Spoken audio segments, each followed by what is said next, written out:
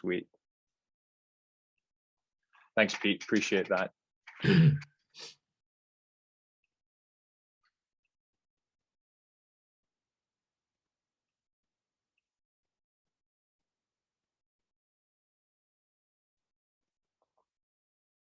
As everyone filters in and connects to the audio, I can see loads don't have the camera on. Clearly must be working and listening in the background or something right now. We're just going to keep admitting some people in. Thanks so much for joining us today. As I'm sure everyone knows, we've got Pete Sturgess on the line, who is a legitimate, and Pete's probably going to disagree with me here for a second, but a legitimate world-class expert in terms of how we are developing our grassroots players from the kind of earliest ages up until teenage years. Pete's been a England FA tutor for numerous years, delivers courses as well at a university level within childhood development, and is the FA's national foundation phase lead for the English FA. Pete, I believe you've been the national team futsal coach as well. I think I was reading somewhere. Yes, 8 years. Yeah. There you go. So Pete's been around every level as well, and I'm hoping that we can steal a couple of nuggets of wisdom here today, and he can help us to push the game forward, at least in our local area, or wherever you're joining from today. So you didn't tune in to listen to me. So Pete, I will pass it over to you if you'd like to say anything or share presentation. It's all yours. Thank you, Jordan. And I say this at the beginning of every presentation, because if it wasn't for the people logging in and joining us, then this wouldn't be successful. And you give up so much time, even though some of you might be volunteer coaches. This is what oils the wheels and makes it work for our youngest players. So thank you so much for joining myself and Jordan. It's a real privilege for me to accept the invite. I try to do it wherever I can, just to spread the word about, you know, our young children and the importance of the role that we all play in their development. So I have got a presentation to share with you. It's almost plotting the journey we've been on in England. I think if in the past, particularly 15 years ago, if you wanted a skillful player, people would not be shouting at the top of their voices, you need to go to England, because we didn't really produce that type of player. If you needed someone who never gave up, who was, you know, determined, rugged, physically robust, and all of those things, I think you'd say, let's have a look in England. And I think we wanted to keep those qualities, but add to it a real technical proficiency so that we could compete at the highest levels. So the presentation now is a little bit about the journey that we've been on. So I'm just going to try to share my screen.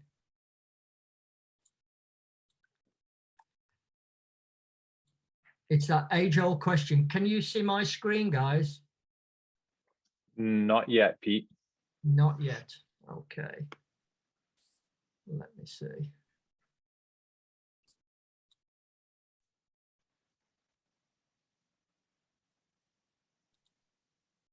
Let me just try again. So, share screen. It says host has disabled participant screen sharing. There you go. I'm going to make you the co-host. Sorry, that was on my end. My apologies, Pete. It was probably when you logged off and logged back on. That's when it got reset. Okay. Here we go. Sorry about that. Magic, we're in there. You should be able to see my screen now. And that's just the holding screen. Is that okay for everyone? Perfect. Just give me a thumbs up. Yeah, brilliant. Okay, so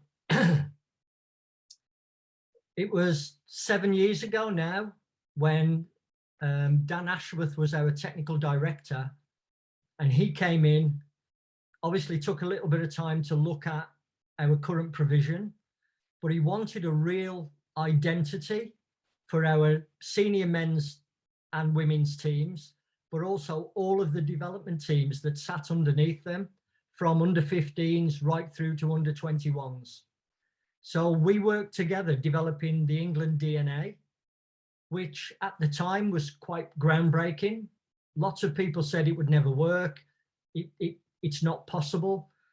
But we had real success and almost a bit of a golden period where the under 17s won the World Cup, the under 19s won the World Cup, and we had real success in European competitions with all of our age groups. And I think that made a lot of people sit up and really begin to interrogate what had happened at the association.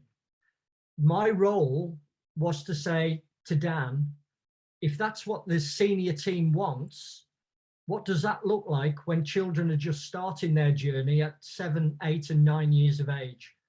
So I was tasked with working it back to almost come up with an age appropriate version of the England DNA that would maximize the development for our youngest players.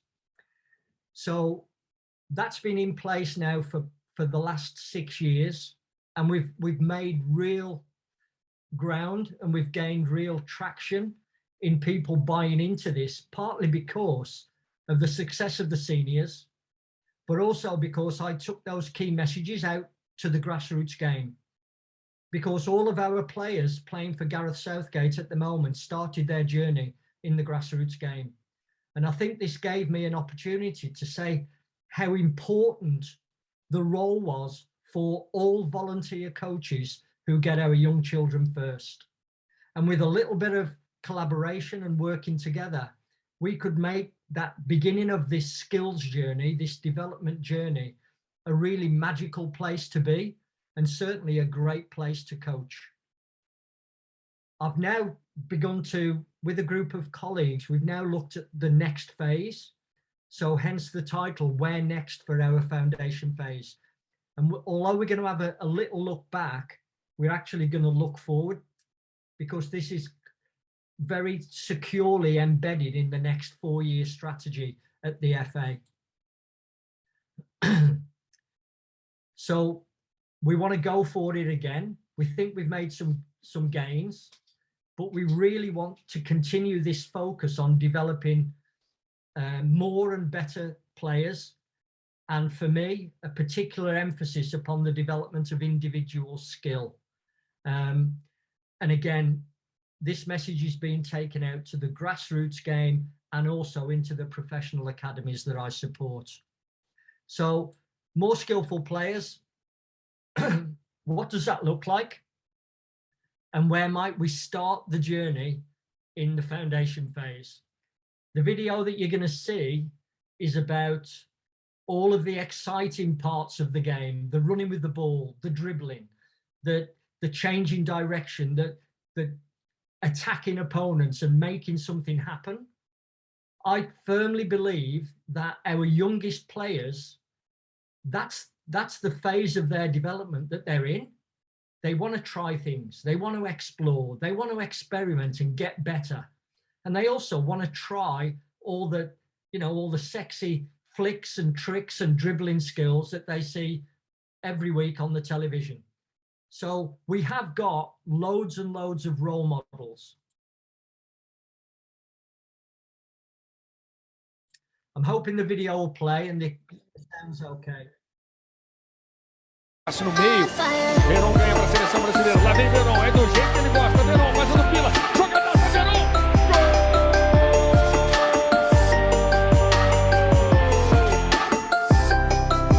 Lo mismo van jugando con Juan. Verón va llegando a Brasil. Ojo, Verón para hacer el primero.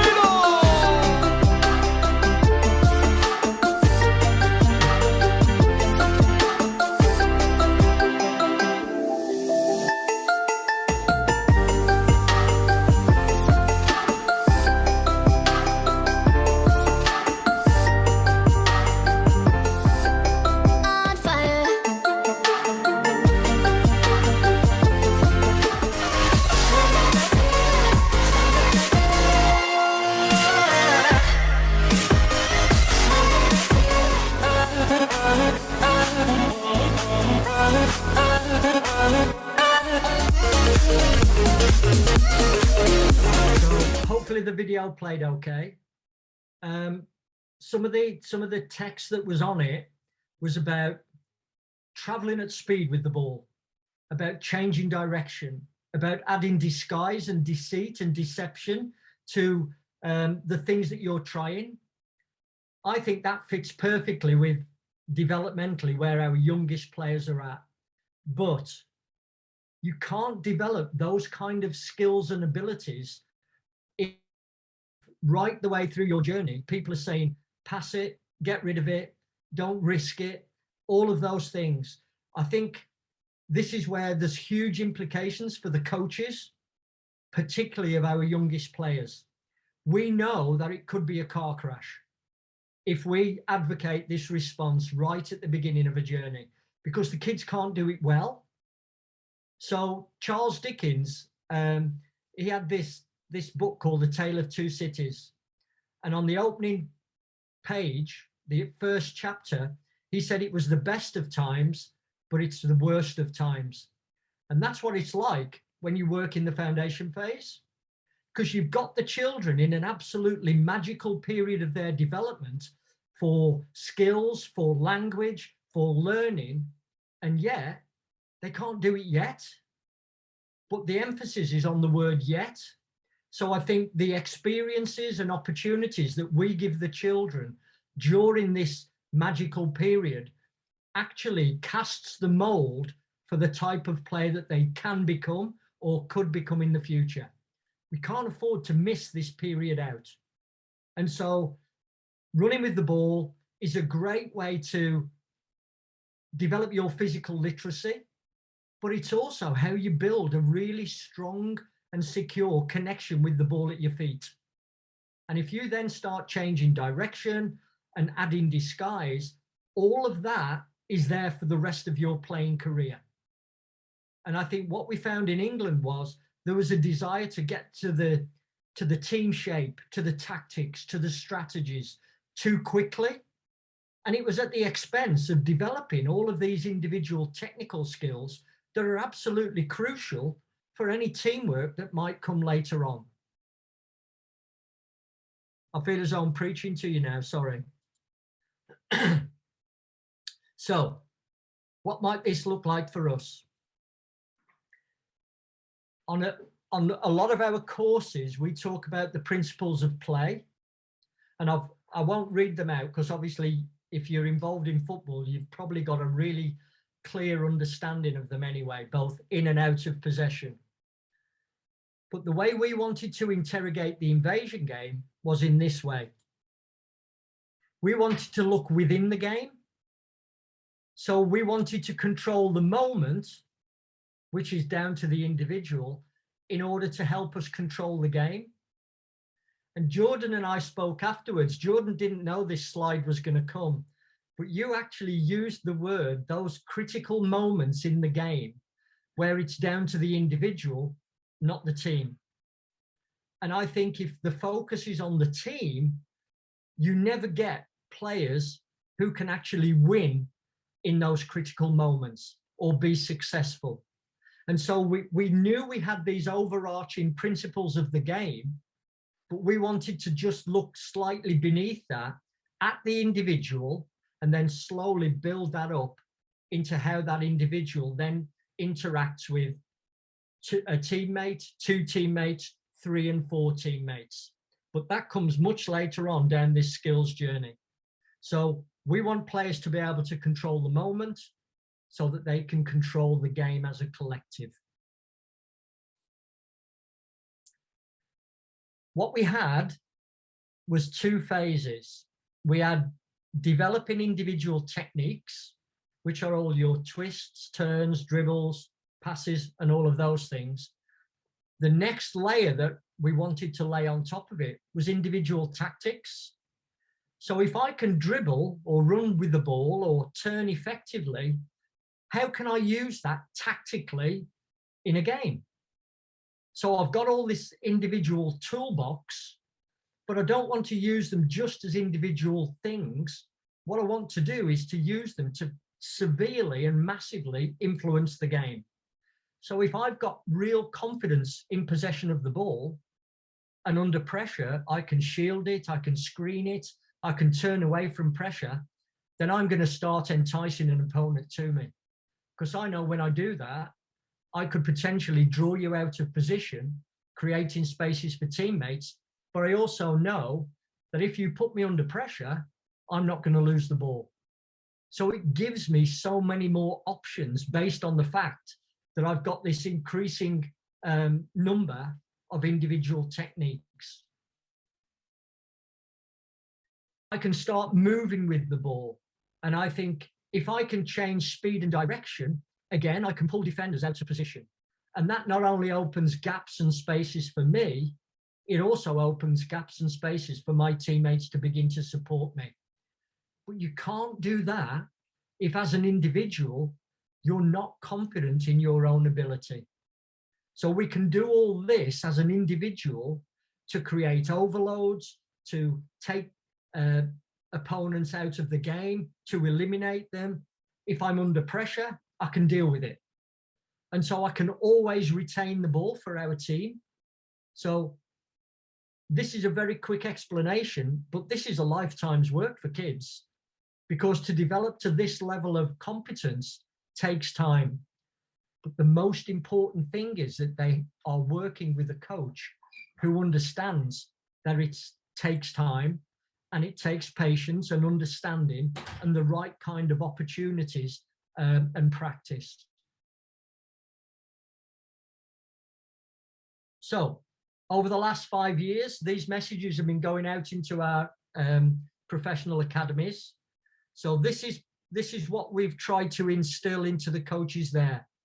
The players have got to explore, they've got to spend time on the ball, and we've got to allow them some time to experiment and get it wrong. And then work with them to actually reflect on that and to try to get it better each time they have a go. So here are some of our young players playing 3v3.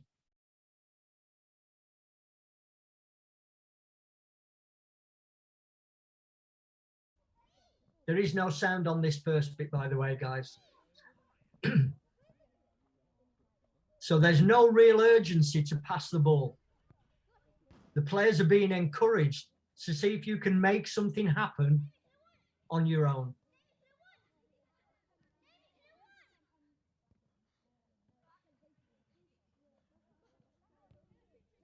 But it doesn't mean we completely neglect when to share it.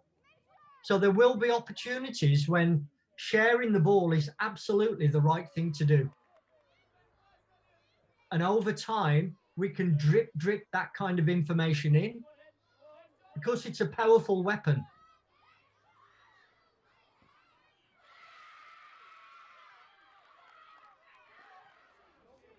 So he's almost manipulating the game to open up his next action or his next option.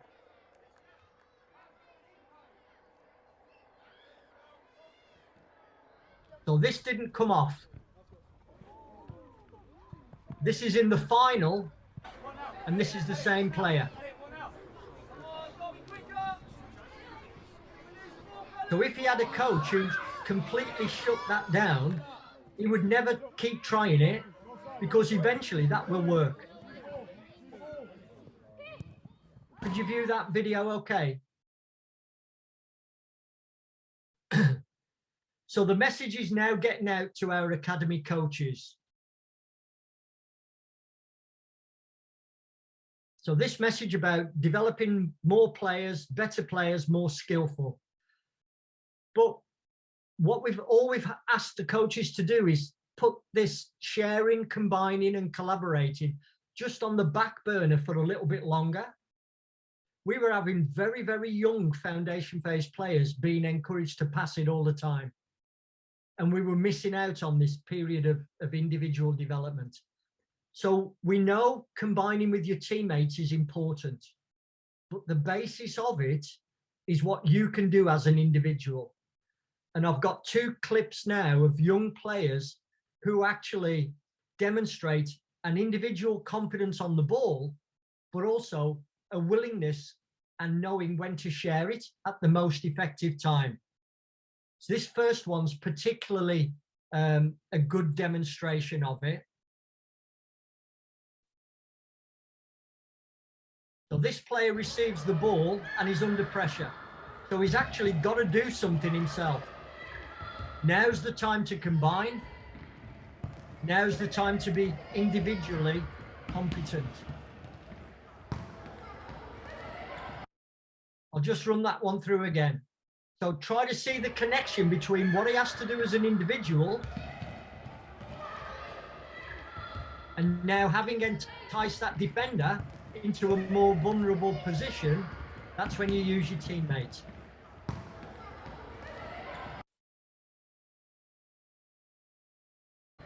This is another one. Traveling with the ball, disrupt their opponents, share it.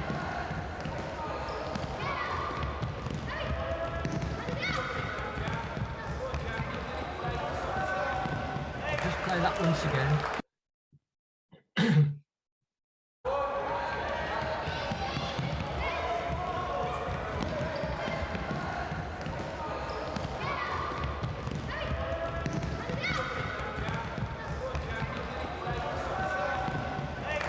So sharing, combining, collaborating with your teammates is absolutely totally effective when it comes off.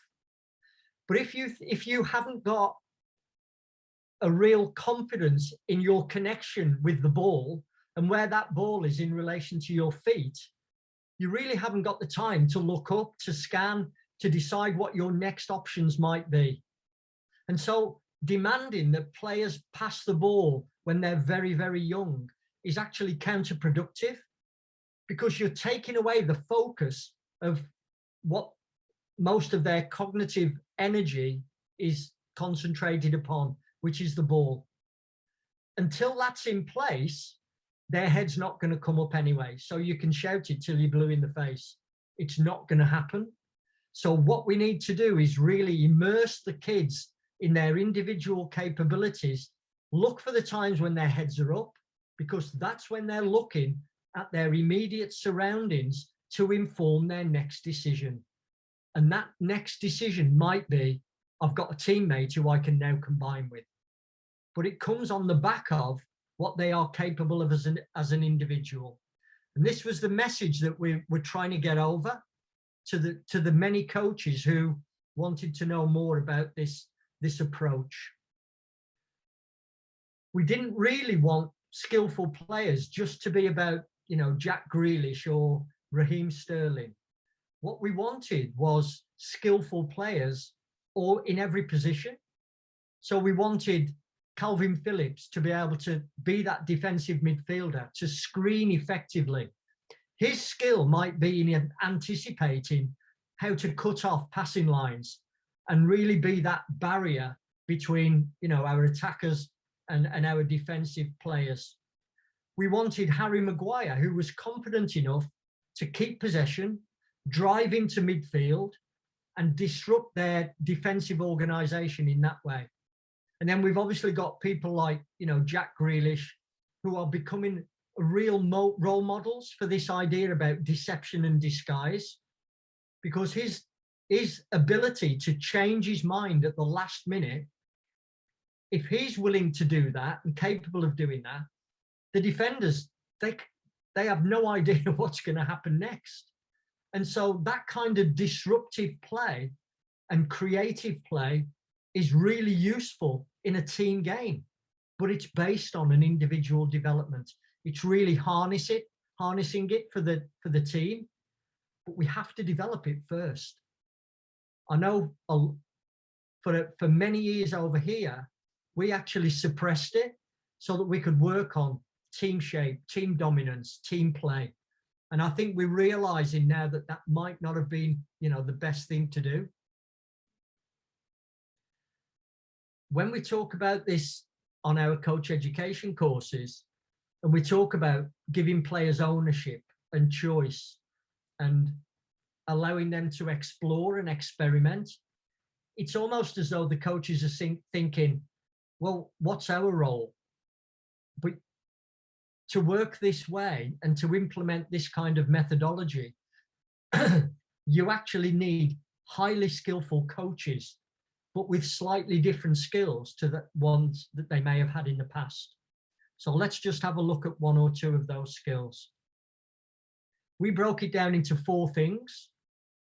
The coach has got to have the kind of personality, enthusiasm, relationship with the players that allows them to fall in love with the game and to stay in love with the game. So if you're constantly getting onto them, constantly telling them off, spotting every mistake, embarrassing them, and really not engaging with them as young children, this is not going to work. They're almost the prerequisites, the minimum operating standards for you to work this way. You also recognize that each player brings something different. And what you're trying to do is identify their strengths and really push these, and just make sure that any weaknesses or areas for development are not so big that it stops them being successful. But notice their strengths first and build on those, because they're probably the ones, those strengths, that are going to stay with the player for the rest of their career. All we have to do is refine it and polish it and perfect it as they go through their development journey. We also need a much better understanding about how do we develop skill, because it's depending on who you believe and what you read. There are different ways to develop skill. We've gone down an ecological dynamics approach, which sounds really, deep and meaningful and everything else. Ecological just means the environment, and dynamic means that environment is constantly changing. And so in order for a player to exist within that kind of environment, they need to be flexible, adaptable, and most of all, brilliant problem solvers, because you can't really predict within the chaos of the game how the environment is going to change. But when it does change, you've got to be able to see that and act accordingly. So that's the approach that we've really adopted. We also need you to know the game, so that your practice design, your interventions, the information that you're passing on to the children is going to help them now and also prepare them for the demands of that adult game and that big game of 11v11 later on. So how do we do the first one? We have to prioritize. I know this, I'm hoping I'm preaching to the converted, but if you don't prioritize fun, enjoyment, and exploration, you're not going to maximize what kids come with naturally. Kids are born with a highly developed seeking system that's been laid down for millions and millions of years. That's why we've evolved and developed into the refined social structures that we've got today. But it started with people millions of years ago thinking, what's over that next mountain? What happens if we do this? I wonder what would happen if we went there. This is inbuilt, and kids have got it in bag loads. And so this willingness to be curious, to ask questions, to want to find out, to look at what might be possible, they're not bound by the constraints of socialization that we've all been exposed to purely by the fact that we're adults. Kids don't work to the same barriers. They don't see the same obstacles. So let's feed on that. And then we can explore how we can bring all that to football. It would be so much more enjoyable for the players. And you know what? Once you get used to this kind of methodology, it becomes more enjoyable for you. And I think one day I'm going to get found out because I turn up to work with a group of kids and I probably have more fun than them, partly because I enjoy their company, but I just look at all of the potential that's standing in front of me. It's a huge responsibility for me, but I've just got to try to release it, not cap it or stop it or restrict it. I've just got to let it rip. So I think that's a great place to be in if you're a coach. I talked about strengths and weaknesses, and we should really focus on what kids can do well, rather than say, well, you can't do this, you can't do that. Because too often, particularly in life in the UK, our kids are the most assessed in Europe when they're in the educational system. So we have got kids who are constantly being told, you're not good enough, you can't do this, you need to get better at this. I want them, when they come to football, to be with a coach who says, blimey heck, I didn't realise you could do that. Oh, wow, when did you learn to do that? Because that generates the whole environment that we're trying to create.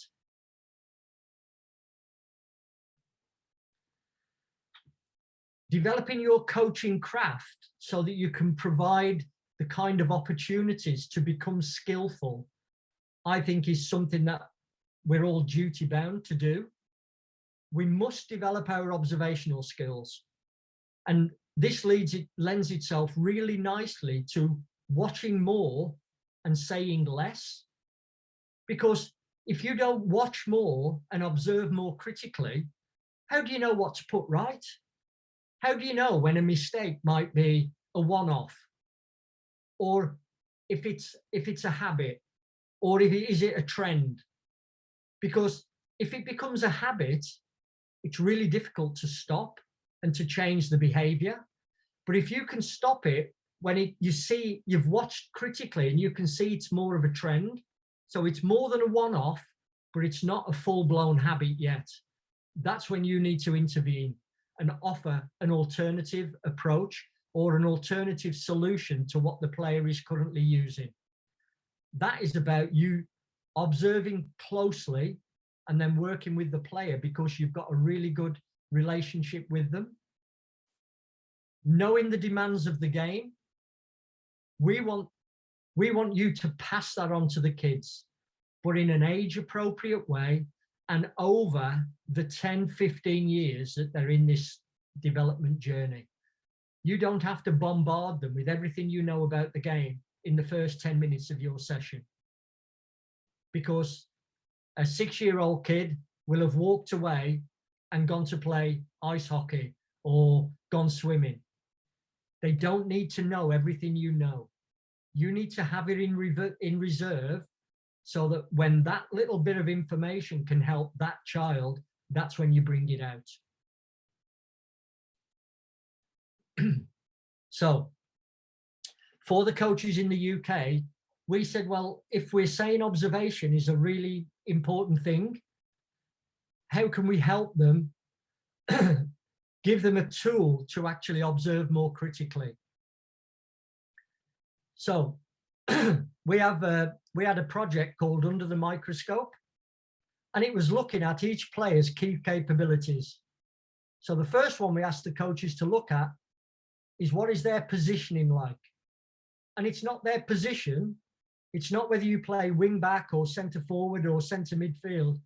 It's, let's have a look in general terms of where you are on the pitch when you haven't got the ball. So is your body turned so that you can see the ball and an opponent? Are you in space? Can you place yourself between opponents rather than next to an opponent? Can you see gaps? Can you move into gaps at the right time? So we try to get a general picture of a player's positioning.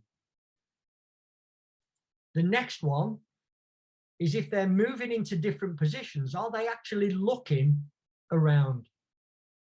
And scanning is such an important skill. All of the research is coming back with the best players scan the most effectively. So that can be about number of scans, it can be about duration of scans, or it can be about the focus of those scans. And the only way we can find out about what a player is actually looking at is asking them. And so we need to try to find out, what are you looking at? Did you see that opponent? Did you see your teammate? Could you see that gap that you could have moved into then? We've got to try to help them refine those scanning skills. The first step, though, is to get them looking around more critically. But very young players don't do it. And it's not that they don't want to, they can't, because their visual acuity is not as developed as it is in an adult. And that's why if you've got young children, you know, those where we have in England, Where's Wally? And it's a figure with a striped t-shirt on, and he's amongst thousands of other or hundreds of other figures on a page. And the idea is that the child has to find Wally. And it's brilliant for football because this figure ground configuration, they're able to spot something when there's hundreds of other things around it. So in a game of football, we want them spotting the one player who is on their team, even though there's lots of opponents dotted around. This has to be developed slowly over time. So if we reduce the numbers, we can actually say you've got less things to focus on. So focus on a teammate, an opponent, a space to move into. So just by reducing the game sizes and the practice formats and working 2v2s and 3v3s, you're actually helping the child's scanning skills. Because when it's 18 players in a 9v9 or 14 in a 7v7, think about Where's Wally? And it's really difficult for the kids to pick out those critical things that are going to inform their next decision. Look at their movement. Look at how they move. Can they change speed, direction? Can they orient their body? Can they twist and turn? Can they stop effectively? We have lots of coaches who criticize kids for not being able to defend properly. And it's not that they don't have a desire to defend. They're still working out that critical distance where they run quickly towards an opponent and then they don't judge the distance between the ball and the opponent and them. And so their opponent is able to knock the ball past them. And the difficult thing about that is for every opponent, that distance is slightly different. Because if it's someone who's really quick, you need to adjust that decision. If it's somebody you can physically dominate, that distance changes again. So we have to build all of these things in to the physical development of our young children. Deception and disguise. Kids are absolutely in the right phase of their development for tricking someone or changing their mind at the last minute. This is what we want players to be thinking about. And one of the best pieces of advice you can give to a young player is saying to them, you do know you can change your mind at the last minute, don't you? Because sometimes, because of their decision making, young children will see a teammate, they'll see that they've got a pass to them. They don't see that that situation has now changed just as they're going to make the pass. And so they go through with it and the ball is intercepted. So sometimes just flagging up to the players that you can change your mind at the last minute, it's okay.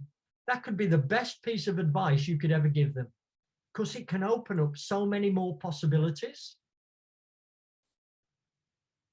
I've spoken about this toolbox of techniques. We have to give the children as many tools as possible because there's one thing that's certain. If every tool in your toolbox is a hammer, every problem looks like a nail. So we've got to give the children the ability to say, do you know what? I could solve this problem by shielding the ball, turning with it, chipping the defender, making that pass, dribbling with it, because I've got all of these things at my disposal. But again, that takes time. This is a tricky one. Timing is it's about being immersed in the game for a long time so that you begin to recognize patterns and you begin to see things that remind you of previous experiences. And that then allows you to intercept more, to predict what your opponents might do, to almost recognize I've been in this situation before. But that is probably the last thing that begins to really be developed. And the only way we can fast track that is to keep putting the young players into small-sided games, because that's where you build up your recognition of all of the things that happen in an invasion game. And sometimes we actually deny the kids the game because we want to do something that is not associated with the game, or it's a new session, or it's a new drill that's going to take the kids half an hour to get their heads round.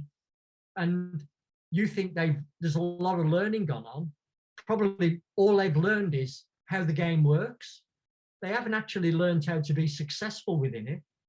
But if we serve them up a real strong diet of 2v1s, 2v2s, 3v3s, the kids know how to play these games. And what you're doing is building up their pattern recognition and their game craft, even from a very, very young age. So this is our observation tool. Now, it's really difficult to look at a player in all of these 6 categories. So you might just pick one and say, do you know what? I'm going to have a look to see whether little Susan or little Johnny has any kind of deception or disguise in their play. Because that might be where I can just offer some advice. Some players, even from a very young age, will have a natural disguise and deception to the way that they move their body or the way that they address the ball. If you see that, you've got to build on that as a super strength, because that is something that will stay with them for the rest of their career.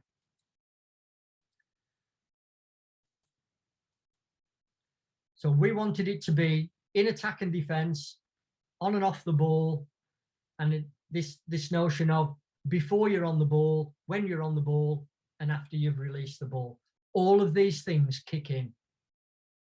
But these will help you in those moments in the game so that you can control the game. And that's where we try to make the link with our coaches. You don't really need this, but it's just a brief description about each one. But I've gone in quite a lot of detail about what they actually mean. We needed some sentences that if somebody says, oh, what do you mean by positioning? We could quickly say, oh, it's where you stand, it's where you move from, it's where you move to. So that everybody at any level could buy into it because they actually understood the terminology. So, scanning. This is another video. Scanning, it's going to look different depending on the player. So here are just some examples.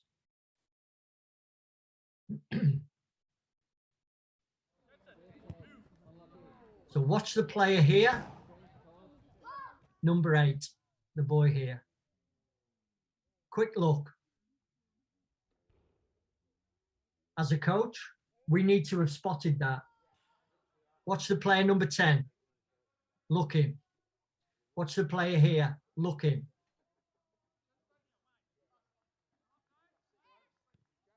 Looking. Again.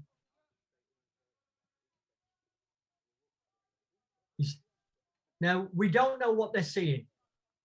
You might be looking at somebody in the crowd. But if we've noticed that they're scanning, that opens up that dialogue to say, what are we looking at? Here he is again. Watch them. Watch their heads. Checking where he is. Looking at what's ahead. It all informs your next decision. And it's critical. Where's my opponent? If I get it, what's ahead of me? Looking again. Now he's looking at his opponent. How can I shake him off? Where can I move to? His head's constantly on the go. Watch again. Where's my opponent? Stopping and starting. Constantly looking. Here he is again. He became a bit of a case study.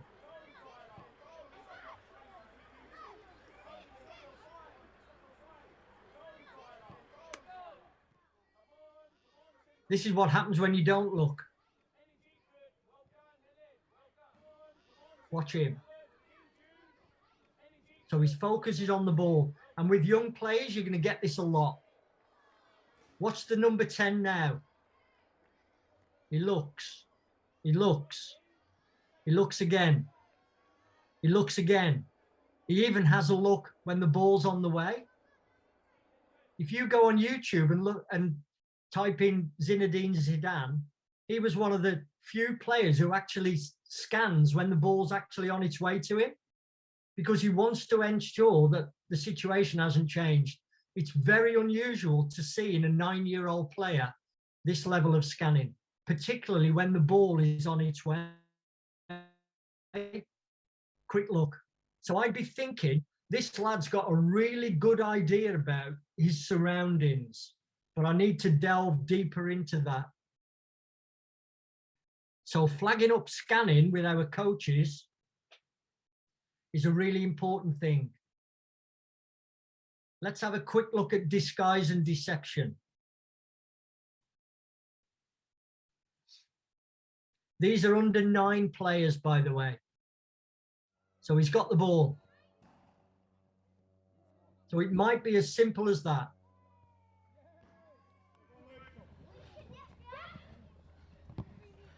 Changing your mind at the last minute might get you the goal. Drawing somebody in.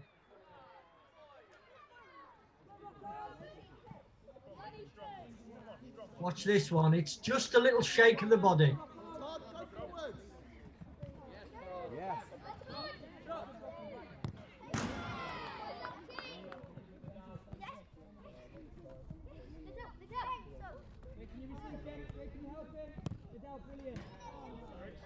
This boy did it every time. Drop the shoulder, I'm away from you. And that's all it is. But it's going to, throughout his career, it's going to buy him time and a little bit of space.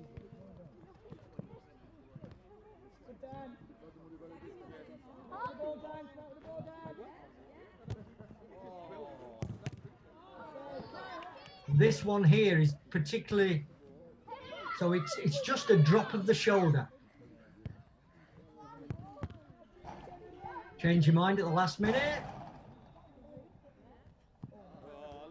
Now he's gone the same way every time. So is his opponent clocking onto this? If he does, he just goes the other way. Can you begin to notice these kind of things in your players, even from a very, very young age? Then you might be able to develop this kind of trickery. There is absolutely a nightmare for defenders. But it starts with the coach who notices somebody doing it, or if it was an opportunity to do it and they didn't, you could say, have you thought about trying this as a possible solution? So that we begin to add these elements to all of our players' games.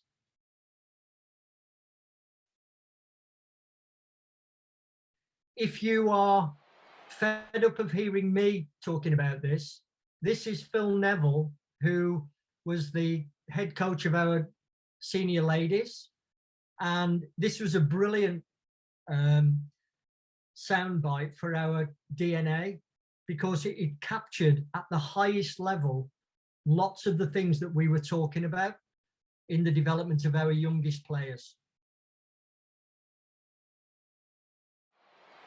Ultimately, to be successful, you've got to win games of football by scoring goals and by individual bits of brilliance. I think there's this massive thing in football at the moment about a collective team effort to win things, which you always need.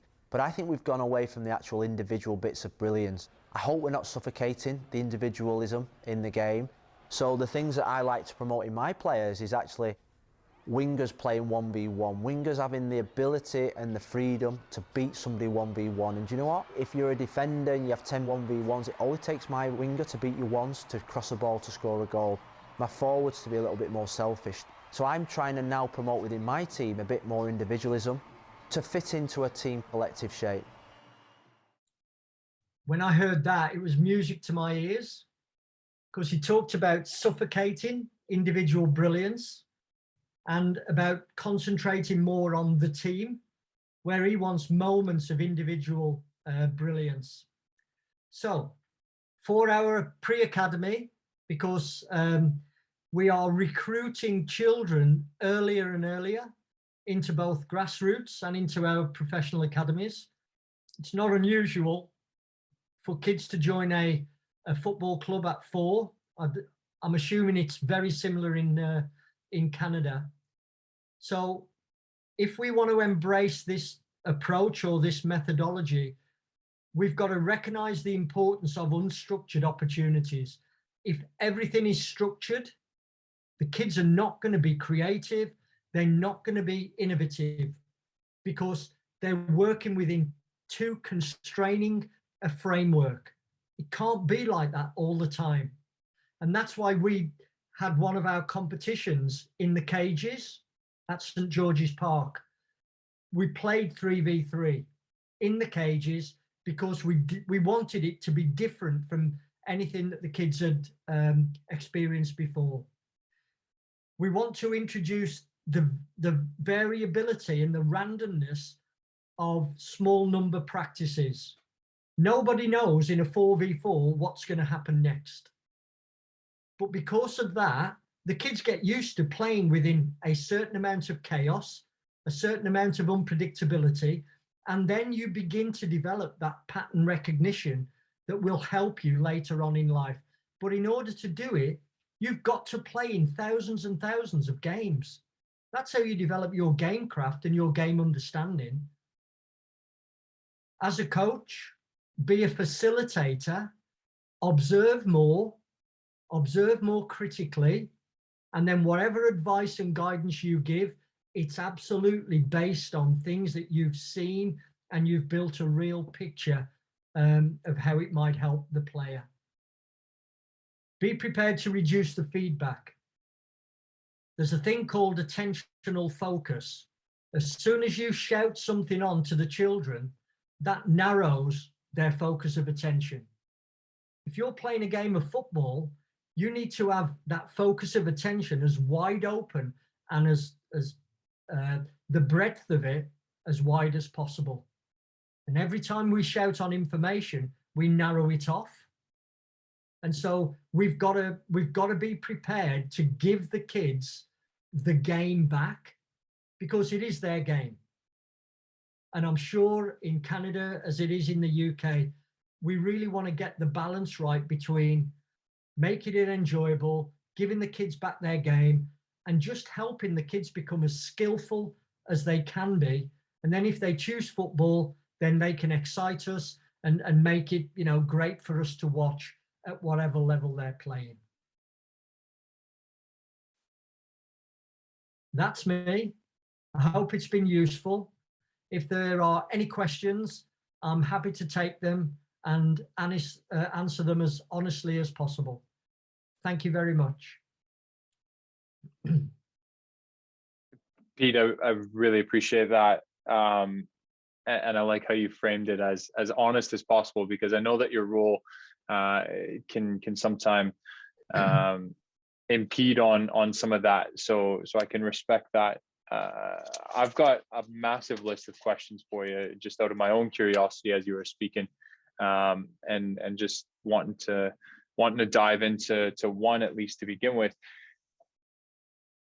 Overall, within that presentation, my mind kept going back to framework versus freedom, and freedom within framework, and it almost feels like a spectrum in my mind. So I know there's a lot of technical leaders and technical directors on this call, and a lot of them will be saying, here's our club curriculum, here's what it looks like at this age, at this age, at this age, here's your session plan for the day. I guess, how would you be encouraging those coaches who are delivering the session plan or working with the player as well to operate within that framework that's given, but also to provide some freedom within it? It's a great question. How long have you got? Pete, I'll be here all day if you've got it. Yeah. And I know it's going to be bedtime soon for you. So it's more of a question about yourself. A lot of it depends upon the age and stage of the player, because I think when you're very, very young, you need more informal or unstructured opportunities to develop certain things. And once you've developed them, you can then begin to, you bring all of those things into a framework. But we had a period where we were bringing, players were reaching an age where framework was important, but what they were taking with them was missing really important things, like their individual capability.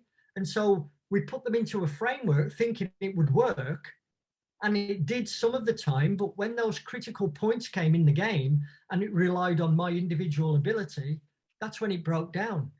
And so I think if we get the balance right, when you do move from lack of framework to more of a framework, you take so much more with you. And so the framework can be a lot more flexible as a result of it. Okay. And I think if you play 3v3, if you play 2v2, there is still a framework because it's still a part of the big game. So I think you will always have one eye on attacking, supporting your teammate, being in a good defensive position if you need to recover quickly. It might just not, that might not be on the radar of the players, but that's where we can help them. So within the randomness of the game, even though it's 2v2 or 3v3, we can still begin to introduce these important elements of framework, but not to the point where we squeeze the lifeblood out of creative ability or innovation or, you know, all of the skillful stuff that we want to start the development of. I like that. I like that. The freedom initially allows for a flexible framework is kind of how I've like distilled that down, and how it changes the framework likely going forward.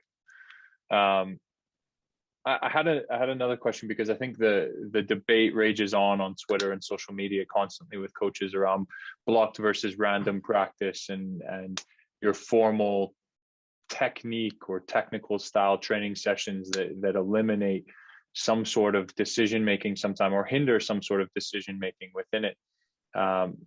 Like, in your opinion, or what's your thoughts on that kind of continuum of very technical drill-based activity to develop a foundation of skill, or sorry, a foundation of technique, and then using that foundation of technique to then apply it within a game context or random style training activity? Yeah, because we've adopted this ecological approach, we want those skills as much as possible to be developed within that dynamic environment. And so blocked practice, my take on blocked practice is, if it's the only thing that will take a player from where they are to in a more slightly advanced position and get them over a particular speed bump in their development, I would not use block practice. But if it's the only thing that I think, do you know what, unless we really block this, we're not going to be able to get any further, that's when I would do it. What we found in this country, Jordan, was we had coaches doing block practice where the kids needed the next steps. And that's what I'm against, because block practice it's easy to organize. It's a lot less stress for the coach, but unless it's challenging the players, for me, it's a stocking filler, because the players need to exist and feel comfortable within the randomness and chaotic nature of an environment that's always changing. So wherever possible, and this is where small-sided games are brilliant, because in a 2v2, you've got all the randomness and chaos of the big game, but I've got a lot less things to think about.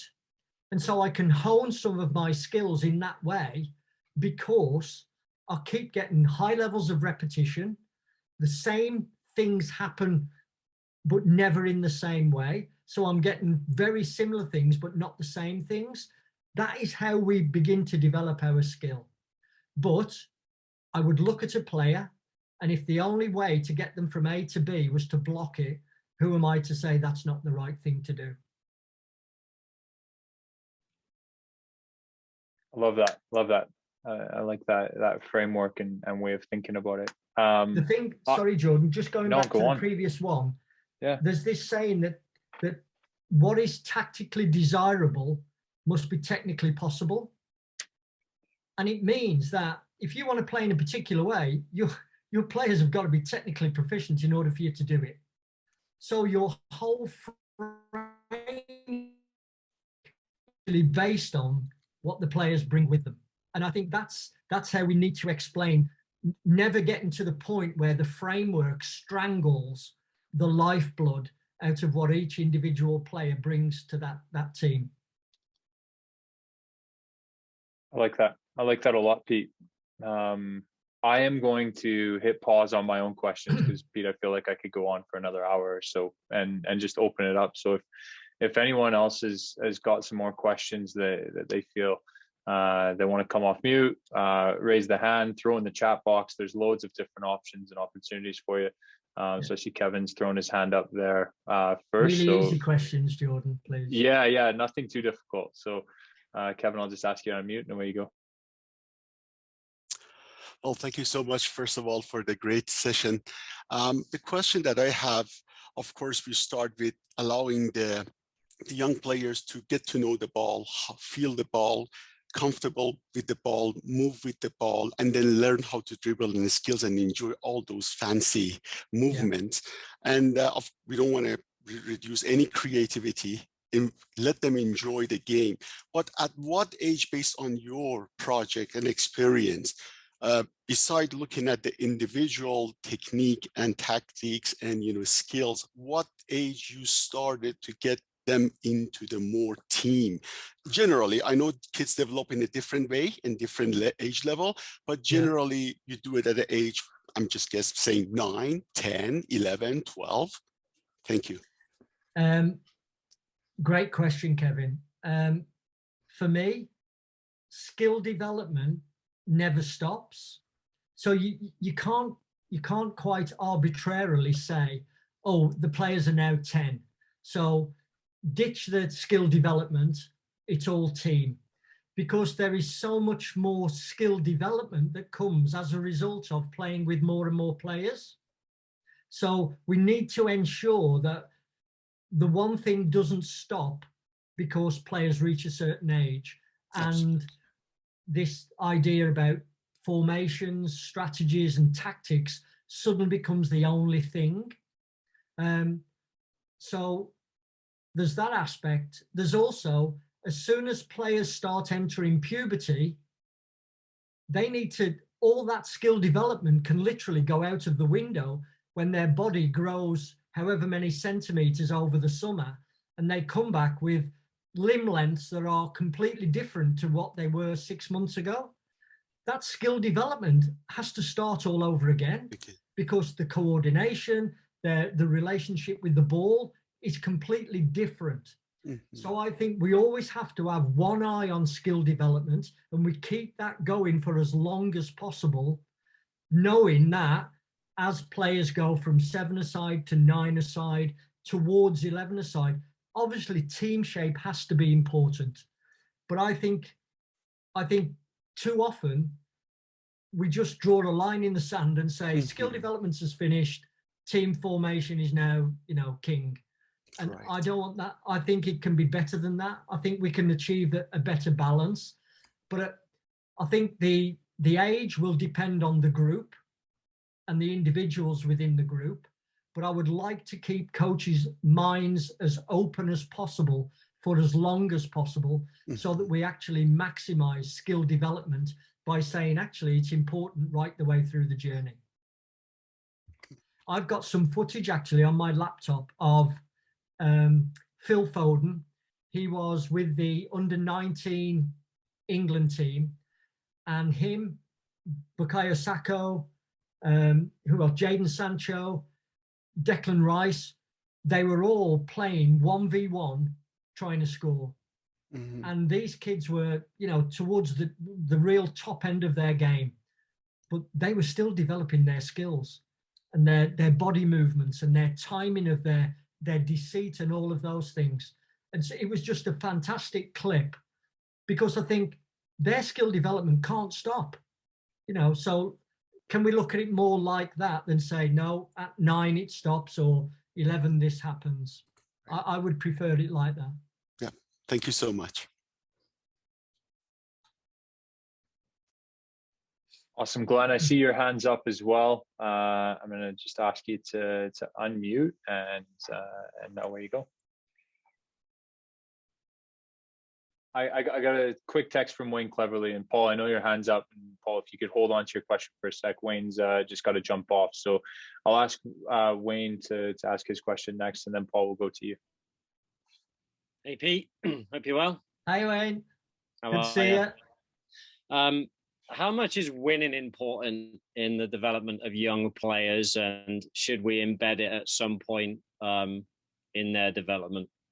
Right. Wow. You could open up a whole hornet's nest there, Wayne. Do you know what? For me, winning is really important. If you play me at Monopoly, or you play me at Double or Uno, I want to win. And I think we have to instill that in kids who play sport, because it's a really important part of sport. I think the issues come when, as adults, we are not role models or good enough role models so that the kids can learn from us how to win, lose, and draw with respect, with dignity, with sportsmanship. And suddenly it becomes this all-consuming thing that we're actually not using as something to further develop our players. And I think I've seen coaches on the touchline who, you know, abuse the referee, start throwing the water bottles on the floor or kicking them over. And it doesn't mean that they want to win more than I do, but I just want to set a really good example for the players who are with me, saying, do you know what? We're absolutely going to bust a gut to try and win this. But if we can't, we're going to lose with respect, dignity, and sportsmanship. That's the lesson that we're going to take from this. So winning is important. It's more important that we set some really good examples and be really good role models for our kids. And that's how they learn to deal with those imposters of winning and losing. Awesome. Thanks, Pete. You're welcome. Keep up the great work, by the way. I'm trying, mate. I'm trying. Paul, I know you've had your hand up for a little while, so we'll pass it over to you, and feel free to come off. Thank you. Sorry, back-to-back Englishman, Pete. Oh, hiya. How you doing? Hiya. Just a quick one, I guess, about the framework of teaching the kids. Have you any correlation between having like 1 hour sessions 5 times a week, or a block of 2 and 2? Is there anything in there that, you know, more time on the ball in a bigger session, or lots of little sessions? Do you know what? The more time that you've got with them, I think the more you can explore other things to add on to the actual game. Now, it might sound a little bit cryptic, that answer, but we have coaches in this country who only have their team for 1 hour a week. And if you pick off the internet Barcelona's latest rondo, or, you know, the latest soccer drills, what you're missing is an opportunity to teach the kids about the game, because very young children are not great at saying, oh, I see where that drill is going to help me in the game of football. And you'll probably spend half an hour getting the kids to understand how the drill works. And so you've lost valuable learning time. Whereas if you started with small number games, the kids immediately know how to play them. They are learning things that are very related to what's going to happen in their weekend fixtures. And so it's a more productive use of time if you've only got a certain period with them. If you've got more time, then you can keep that going, that immersion in the game. And small number formats are brilliant in the foundation phase, but you can add on particular problem-solving challenges by having games with certain constraints. You can add in physical challenges. Some of our academies are including like parkour sessions so that the kids are running over these obstacle things, and the physical literacy of the kids is going through the roof. So if you've got more time, you can begin to add on these extra bits, but the essence of your program is always, this is the game. And it's 4v4, it's 3v3, it's 4v2, it's 4v3. All those elements of the big game that we can actually separate out. At this point, we've given them an understanding of where it fits into the 11v11 game. That's how I would begin to look at, you know, a series of sessions, or if I had more time with a group. Thank you. You're welcome. Pete, there was a message that came through on the chat that was messaged to me. Someone's asked, talk about the differences in coaching players in a 4v4 game as opposed to a 3v3 game. And is there any sort of nuanced difference within that in your experience? In a 4v4, if we go back to that slide that outlined the principles of play, you've got width, depth, and height in a 4v4, particularly if you play a triangle, because you can have a player on both sides, a forward and a defender. And you can then begin to rotate between those positions. It's a bit like futsal. If you're playing with a 3v3, you can have width on both sides, but you almost have to compromise having height or you have depth. And if you go for height, one of your wide players is going to have to give you the depth, because you don't want one flat line where one ball can take all players out of the game. So depending on the numbers that you are, the formats that you're playing, there will be certain aspects of the game that you can draw out more than others. If I play 2v2 or 2v1, the main focus is on, do I do something as an individual, or when do I release the ball? If it's a 3v3, it's more on not being on the same line, so that we never have two players taken out of the game with one pass. And we've always got elements of width, depth, and height. So, you know, that slide where I says, one of the things a coach has got to do is understand the game. Those are the aspects of the game that we want you to, you know, get to grips with, really. Has that answered that? I'm hoping so. I mean, yeah, there's a thumbs up I saw, so I'm assuming that answered that one. I'm thinking about the people on the call here as well, and just thinking about how can they raise the level of awareness or level of those coaches working, I don't want to say underneath them, but with them in their club system and in the club environment. Do you have any tips or strategies and how they can do that? Because I know that they field thousands of emails and phone calls and headaches, and they probably feel more like a firefighter than they do an actual coach or technical director. So do you have any strategies there to try and upskill or raise the level of awareness for those people? I do, and I think we've got the same issues here. I up until recently, actually, we went into a lockdown 2 years ago. So before then, I was involved in a grassroots club, and I was asked to put on, you know, CPD events. We'd have coaches' nights, and do you know what? I was just hit with silence when I says, "This is how I would like for us to organise our training." So I know exactly what these coaches are going through. The first thing you have to be is a great role model of it, because if you live and breathe it, it's much easier to convince others. But if they see you adopting some of the methods that you're asking them to consider changing, it's really difficult to get them on board. think you also need to get the parents on board. And I know we can explain things to them, but I think we have to put their child at the forefront of it, not the game of football. And we want to present a case where if we work this way, we are maximizing the development for your most prized possession at a really critical point in their development.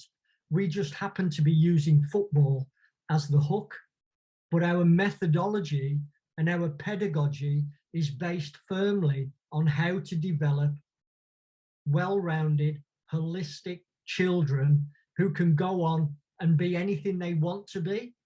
It doesn't necessarily be a footballer. And I think that was quite a convincing argument in the UK, because no parent can actually say, I don't want the best for my child. And I think what appealing to is we want to bring that to football. So it's actually very difficult to work against that. But I do understand and I empathize, because it's a really difficult thing, and it's never ending. I'm still doing it now. So I can appreciate that. No, I can appreciate that. Everyone wants the best for the little one, right? So putting them at the center of it and utilizing that is probably a key piece to that. Another question came into the chat here, Pete. Do you agree with the concept of coaching in practices and not in games?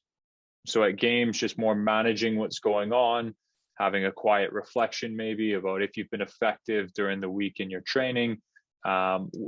What are your thoughts around that in terms of, because I know the FA has gone through some silent coaching bits and silent sidelines. I know that was more of a parent piece, but also like on game day for coaches, what does that kind of look like for you? Yeah, this is purely my personal opinion. My training sessions would very much reflect how I was at the weekend if there was a game, because my training sessions would be based around, we're going to play a game. The game is going to present certain problems. I'm going to give you an opportunity to sort those problems out yourself and come up with your own solutions. But if you can't, I'm here to help. So that would be the basis for my training sessions. When we play a game on the weekend, my talk would be about, this game is going to present certain problems. That could be about players moving into certain positions, being good at certain things, or their whole team doing certain things. There will be problems that you can solve. And if you can, I want you to try to solve them there and then within the game.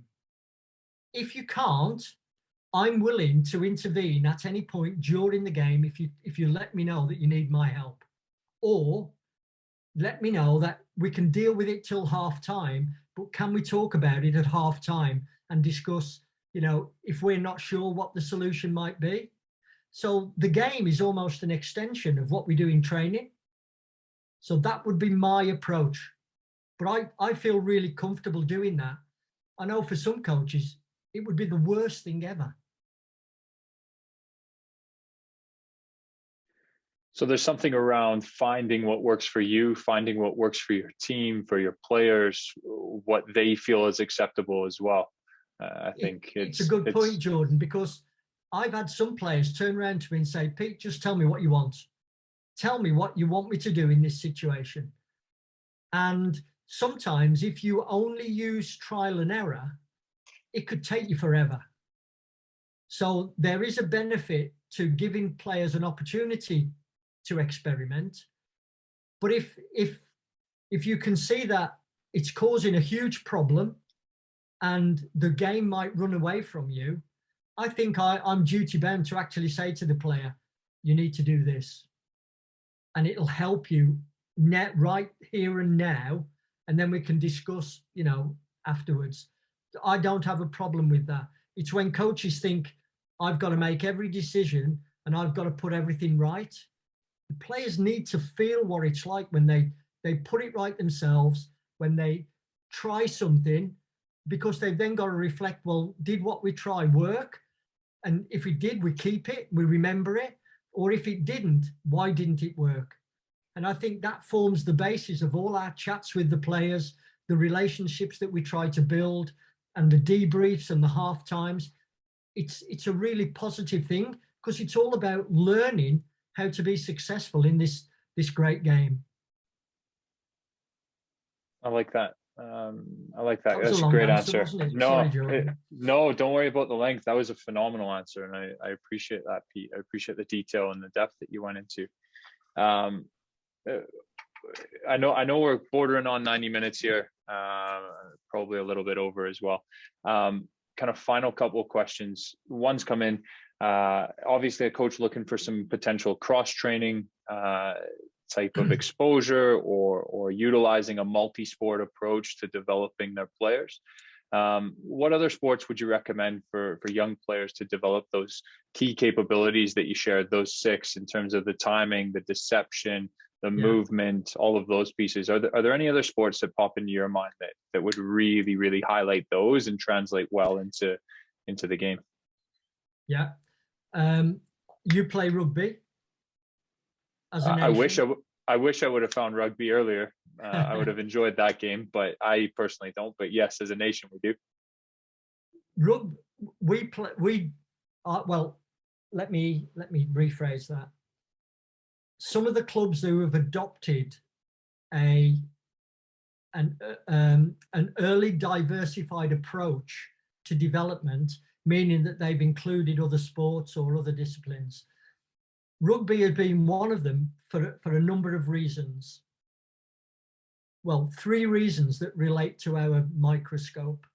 1, your movement capabilities, because checking off one foot at the last minute and doing it effectively is a really great way of taking out an opponent. So just for the footwork involved, it's brilliant. For the timing of the release of your pass, it's fabulous. And you can really relate that to football, about wait, pass it now. And then that eliminates the opponent. We've got this thing in England at the moment, and I don't know where it's come from. We have coaches at all levels talking about ball speed, and it's got to go fast. But we want to get kids to actually be able to control the tempo or the flow in a game, so that we can disrupt our opponents by the flow and the tempo and the speed that we play at. And in order to do that, you've got to be able to play fast and you've got to be able to play slow. But you're doing it for very tactical reasons. This ball speed, it means everything's happening at the same speed. There is no deception and no disguise. So if you hang on to the ball knowing that you're going to draw the tackle in rugby, but as soon as you make contact, that's when you release the ball, you've immediately taken an opponent out of the game. What we say in football is, can you draw your opponent to you so that you can get close to the fire, but you never get burned? And so you've always released the ball at the most critical point. The other one is about bodily contact, because football is a contact sport. So we want players to actually be comfortable in contact. And that can be a great way about breaking down those physical barriers. So rugby is certainly one. Basketball is another, because basketball, when you're bouncing the ball and you're being marked by an opponent, you immediately put your body between your opponent and the ball. And so for screening and shielding the football, it's fabulous. But also you can add disguise to your passing, and it's easier with your hands when you're learning how to add disguise, and you can pretend to pass high, but you'll bounce it to your partner. So all of these elements can be used, not just for the physical literacy involved, but really things that can be related, that can help you play football better. As you started speaking about rugby, my mind went to basketball as well, in terms of the shielding, the footwork, changing direction, all of those pieces. And I didn't consider the deception. So I appreciate you bringing that into my mind as well. And I think within that rugby piece, I loved how you touched on the whole entice to eliminate. right? Yeah. Touch the fire. And I know Paul McGuinness is on that one a lot as well. Yeah. In terms of don't get burnt, but just get close enough before you get burnt. So I like that. Last question that's come through the chat is, are you okay with players, coach, and teammates on the field during a game in a positive way? Like, what are your thoughts around maybe even encouraging how the players communicate during a match and some strategies around that? Yeah, we had a period where peer learning was like, it was in its golden period. And we had a coach who, I was observing him, and a player came late. And instead of the coach explaining what was happening, the coach said to the player, "Oh, just go and see such a body over here. He'll explain what we're doing." And 20 minutes later, the kid who'd come late was still not engaging with the practice. And I said to the coach, I says, "We need to just interrogate this a little bit further." And we found out that the player who we'd sent him to didn't really tell him the right things for him to be involved in the game straight away. So I think with any kind of peer learning, one critical point that we can't miss out is occasionally you need to check about what's being said. So if somebody's giving advice on the field, I would use it for two reasons: to check understanding for the guy who would actually give the information, and use it as an opportunity to say, do you know what? That's what a leader does. You know, they help their teammates, they give advice, they give encouragement. So keep doing that. But what advice did you give? And how did you say it? Because that's also really important. So I think it's a great example of giving some ownership and choice to the players. And it's not that I want to check up on everything, but it gives you an opportunity to say how important it is that you're really clear with your communication, your body language and your tone of voice is right, so that it resonates with the person that you're talking to. And it's all of those nuances, rather than just saying, yeah, encourage and do that, it's brilliant. We want to use that as a learning episode for the players as well. You know, so you got to make eye contact. And in a game, that's quite difficult. So wait for the ball to go out of play, make eye contact, be really concise in your information, make sure your tone of voice is great. And then, you know, it might be in 5 minutes time, you go back to that same player and says, did you get it? Is it working? You know, did you understand? So all of these really important communication skills, it's more than just saying, yeah, I'm going to allow my players to communicate. Perfect. I'm hoping that answered the question and built upon just encouraging communication, turning check for understanding, check for learning. Yeah, it's the first part. But then we want the player to understand what good communication looks like. Really, really, really vital. And I know that it's something in this country that players struggle with in terms of how to coach a teammate or how to talk to a teammate, when to do that. So probably a vital skill that players can start to add to their toolbox, and coaches could be aware of anyway. The thing is, Jordan, if you're allowing that and you haven't developed those kind of skills, and the boys are teenagers particularly, peer pressure or your standing within the group can be severely affected if your teammates are not communicating effectively, and it can destroy you. Not because the communication was poor, but it's because you're going through puberty and you're really trying to find out your place within the group. And so all of these things are in play as the players get older and go through puberty. So if we work on developing those skills when the players are younger, then that might level out that critical period during puberty. Mm-hmm. Completely agree. Early start, that first 1,000 days that we were talking about, even before we got on. I'll tell you, they'll put that on my gravestone. Yeah, I told you the first 1,000 days were the most important. Okay. I am. I'm going to end it there.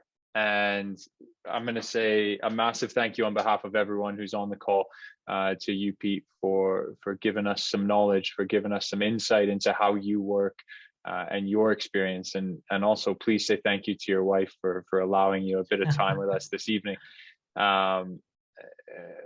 On behalf of us, this has been absolutely amazing, and I can't wait to rewatch this, to get this up on YouTube and really digest it even more, and then probably reach out to you again at some point. If anyone wants to reach out, can they find you anywhere in particular, Pete? Yeah, I can. Well, you've got my email address. I'm more than happy to link up with people individually by email. So you can share that amongst the group. Don't put it on YouTube though, because I'm already bombarded by coaches, but for your group, yes. I certainly won't do that, but instead I'll do the filter. And if anyone would like Pete's email, please just reach out to me through my email. Don't text me because my phone will blow up in about 3 seconds. And Pete, I know you're on Twitter as well, and I'm sure that's a pretty easy way to connect with you as well. Sure. That's awesome. Okay, well, thank you so much. I am going to stop this